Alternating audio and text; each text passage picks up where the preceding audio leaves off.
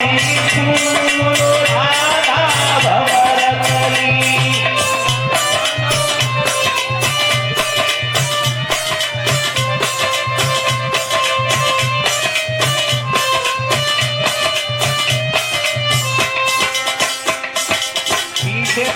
भक्तों से निवेदन, आप लोग ताली बजा करके बोल लीजिए। थोड़ी देर की बात है और फिर आज के बाद हम तुमसे नहीं कहेंगे तुम ताली बजाओ।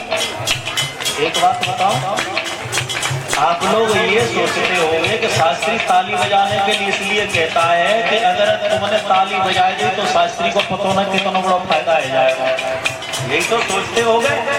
लेकिन हम अपनी फायदा की नहीं कहते, हम तो तुम्हारे मोहतरम को देखते हैं कि तुम्हारा भलो हो जाए। क्यों?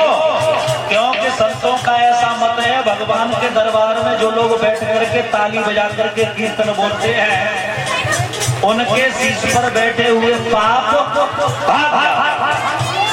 जो लोग ताली बजाते हैं कीर्तन बोलते हैं, उनके शीश पर बैठे हुए पाप भाग जाते हैं। अब वे जाते कहाँ जानते हो? जो लोग ताली नहीं बजाते उनके शीश पर बैठ जाते हैं। इसलिए हम तुम्हारे भले की बात है, मानो न मानो झूठा सा सब हो गई हमके झूठा सा। बजा लीजिए ताली, बजा पीछे तक जो भी भक्त भगवान के दरबार में बैठे ताली बजा करके बोल लीजिए।